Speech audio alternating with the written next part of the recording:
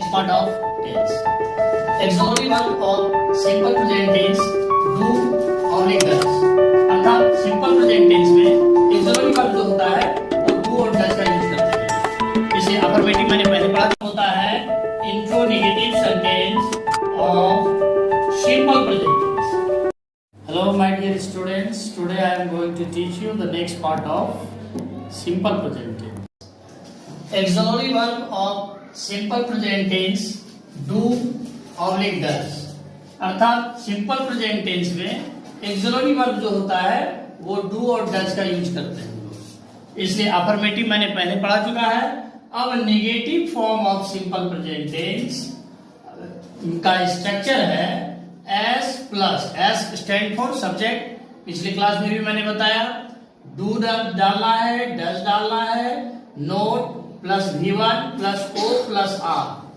V stand for verb, O stand for object, R oblique C, R stand for rest, C stand for complete. Both are equal. और otherwise you can write subject plus do not. This is the abbreviation form of do not equal to don't, does not equal to doesn't, plus V1 plus O plus R. Both are same. Either you can use this or this. What you want you can use. Start. Now when subject is, यानी जब subject आपका I रहेगा, we रहेगा, you रहेगा, they रहेगा और कोई plural nouns रहेगा. ध्यान रखिएगा plurals noun. यानी plural अगर रहेगा तो आप क्या चीज का यूज कीजिएगा? Do not का यूज कीजिएगा नेगेटिव फॉर्म में. Is used in negative form.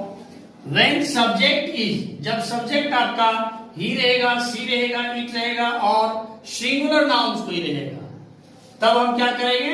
वहां does not का यूज करेंगे. Does not is used. जैसे एग्जांपल में देखिए, I हमारा, ये हमारा क्या है? प्लूरल के सेंस में आता है I, इसलिए इसमें do का यूज, do not का यूज हो गया. I do not play hide and seek. मतलब क्या हुआ कि मैं, हाइड एंड सीक मीन्स क्या होता है? आंख मिचौनी, जिसको हम लोग अगर दूसरे शब्दों में बात करें तो लुका छिपी बोलते हैं.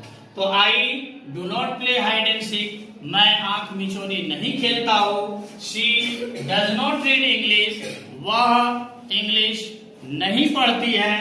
शी का अर्थ हुआ या आपका सिंगुलर नाउन है, यानी सिंगुलर प्रोनाउन है शी, इसलिए इसके साथ डज नॉट का यूज होता है. अब हम अगले रूल में चलेंगे. इंट्रोनेगेटिव. इंट्रोनेगेटिव क्या है?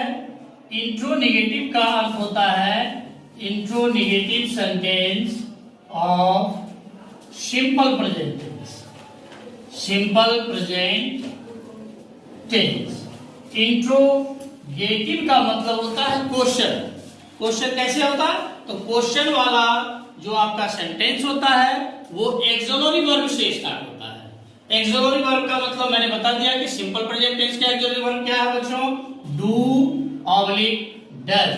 यानी ये आपका एक्सिलरी वर्ब है. तो हम लोग क्या करेंगे? इसका स्ट्रक्चर क्या हो जाएगा? स्ट्रक्चर हो जाएगा डू और डज को पहले लाएंगे. डू और डज को पहले ले आए, फिर सब्जेक्ट डाल दिए, फिर V1 plus O plus R and at last interrogation is must in interrogative sentence. Interrogative sentence में इंट्रोगेशन आपको देना निश्चित है. अगर नहीं देते तो मार्क्स कट जाएगा. तो देखिए डू और डज, ये दो चीज आप दो में से कोई एक यूज कर सकते हैं. तो किसके साथ डू यूज कीजिएगा और किसके साथ डज यूज कीजिएगा.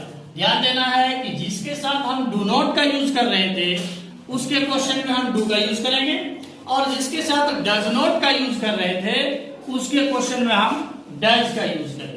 तो एक एग्जाम्पल के जरिए देख लीजिए क्या होता है. डज श्याम. श्याम हमारा क्या है? एक नाउन है, ये सिंगुलर नाउन है. श्याम एक नाम है इसलिए सिंगुलर नाउन है. तो इसके साथ हम लोग क्या यूज करेंगे? डज का यूज करेंगे. सिंगुलर नाउन के साथ हम लोग डज नॉट का यूज करते थे, इसलिए यहाँ पर डज का यूज करेंगे. Does Shyam right. राइट जबकि श्याम के साथ अफर्मेटिव में राइट्स होता था, लेकिन वही एस आके डज बन गया है. देखिए does Shyam write a letter यानी एक पत्र लिखता है। इंट्रोगेशन देना मस्ट है, इंट्रोगेटिव में आपको इंट्रोगेशन देना मस्ट है। ये आपका सिंपल प्रेजेंट का इंट्रोगेटिव सेंटेंस था।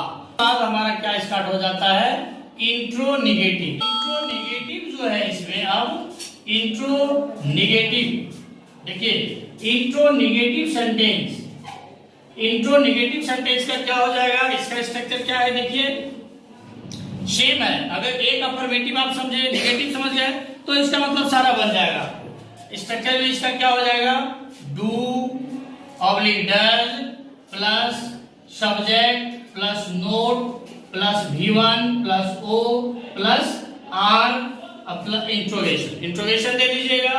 और दूसरे शब्दों में देखिए इसको, इसी का आपके विचार पर है कि डू और नोट को हम एक साथ ऐड कर दें तो एब्रिविएशन हो जाएगा मेरा don't.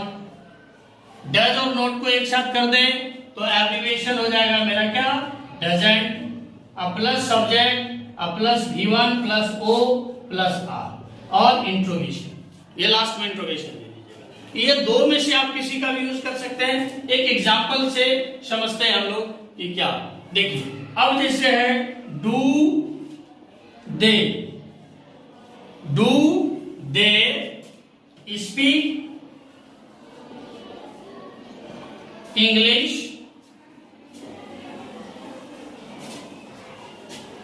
Fluently. Interrogation, do they speak fluently, ये हो गया क्या, इंट्रोगेटिव हो गया।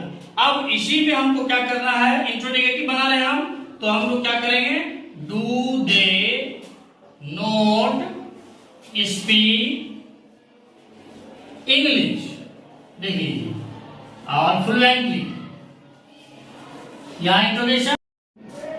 Please subscribe my channel if you like it.